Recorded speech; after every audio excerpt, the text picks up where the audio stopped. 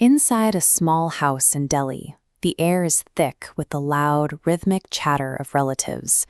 It's an engagement party, but Ria, the center of the celebration, sits with a hollow expression, seemingly deaf to the laughter around her. Her family has chosen a wealthy banker for her to marry. For her father, the math of a middle-class life is rigid. Personal affection is a luxury, while a stable salary is a survival requirement. He expects Ria to trade her own desires for the family's long-term financial security. Ria has spent her life morning to night managing household duties and a full-time job. By agreeing to this marriage, she is following the script her environment wrote for her, one where a woman's personal agency is the first thing traded away for a stable home. 3 years ago, Ria's reality was different. She was in a relationship with a college classmate who had little to offer besides a shared sense of humor and a promise of a quiet life together. At the time, their lack of money seemed irrelevant to their future. This is the middle-class ultimatum. Families operate on a razor-thin margin of baseline security. When a medical crisis hits, that security drains away instantly, isolating the individual. Under this weight, Araf disappeared, cutting all communication without leaving a single explanation for Ria. Without any context for his departure, Ria filled the silence with her own conclusions. She viewed his absence as a deliberate choice to abandon her, turning his silence into a personal rejection of her worth.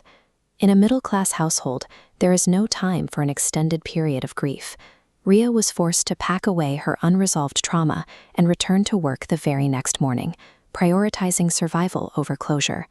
On the day of her engagement, just as the ceremony is about to begin, a heavy knock at the door stops the room.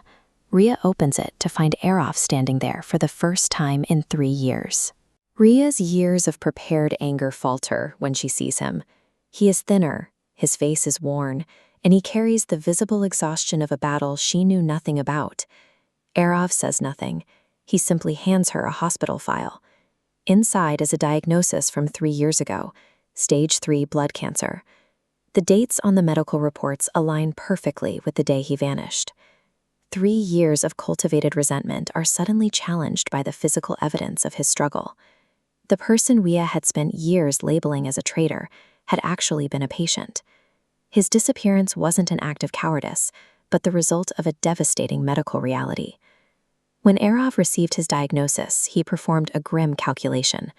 Staying meant leaving Ria with nothing but medical debt and the trauma of watching him die. He chose protective abandonment.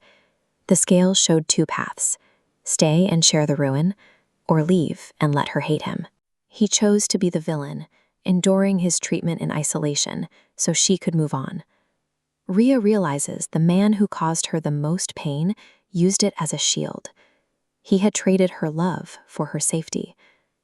Relationships often contain these quiet, invisible efforts, decisions made in private that look like cruelty on the surface, but are driven by a commitment to the other person's survival. From the other room, Ria's mother calls out, telling her the guests are getting impatient. Ria is now forced to choose between the life her family planned and the truth standing in front of her.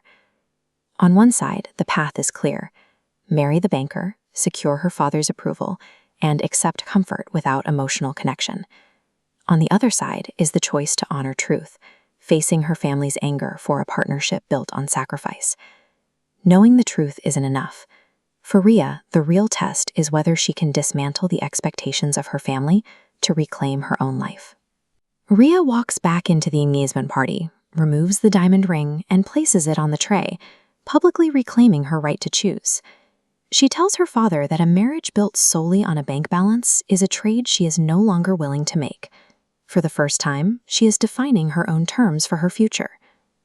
Months later, Ria and Araf are married in a simple temple ceremony. There is no grand display of wealth or status, only the 2 of them.